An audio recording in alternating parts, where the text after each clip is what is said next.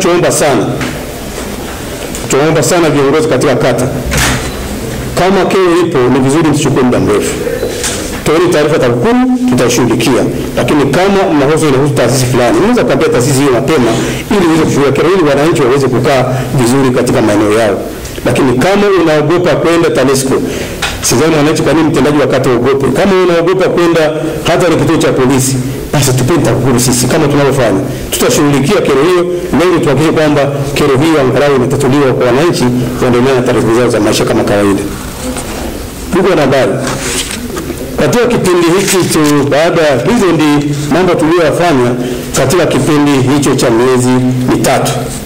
Lakini tumejipangaje katika kipindi tunachoendelea nacho? Ndugu wanahabari, katika kipindi hiki tunachoendelea nacho tumejipanga kwamba tutaendelea na uelimishaji wa wananchi juu ya kuzuia vitendo vya rushwa na viashiria vya rushwa katika maeneo yao, hasa katika miradi ya maendeleo na maeneo mengine yanayohusiana na utoaji wa huduma kwa wananchi.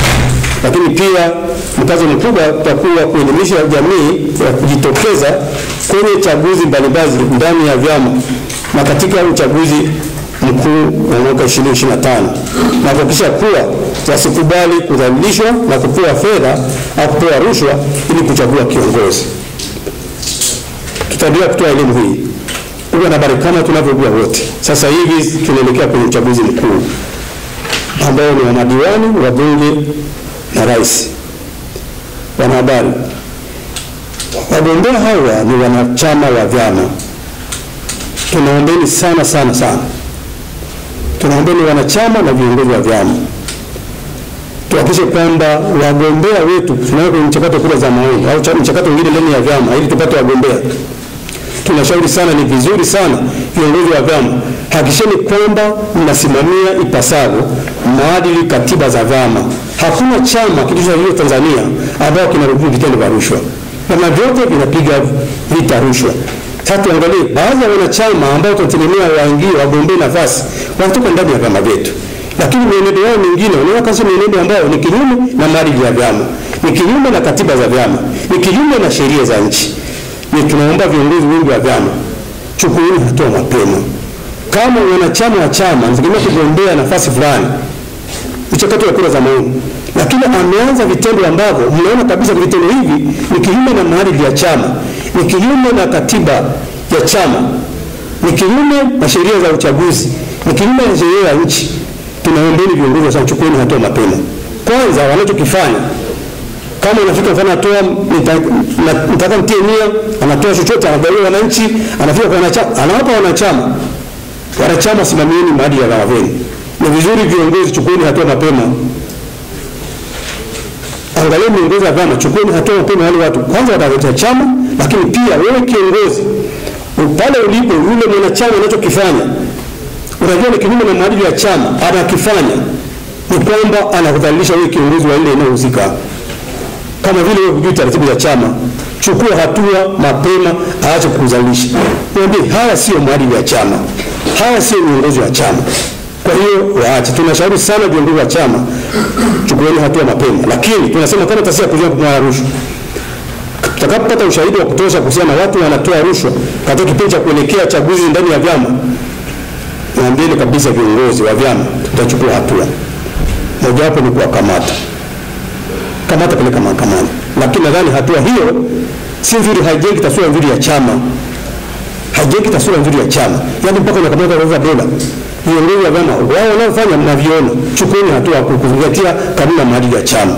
Lakini kama TAKUKURU tunasema ukweli, hatua sita kuchukua hatua kali kwa kamata na kupeleka mahakamani. Lakini najua kwa viongozi wa chama ni wasikivu, wananchi wanachama ni wasikivu, hili hamtalintain. Mkemeeni mtu mapema, hatoe rushwa ile kwa mtu ambaye sio mwanachama kwa chama. Kama ni mwanachama chama, anajua maadili ya chama chetu ni hiki na huyo anachofanya sicho, mwambie. Kama unashindwa kumwambia, mwambie kiongozi wako. Kama sio, toa taarifa TAKUKURU. Lakini naamini kabisa viongozi wote tunaopata ndani ya serikali yetu wengi tunapitia michakato hii.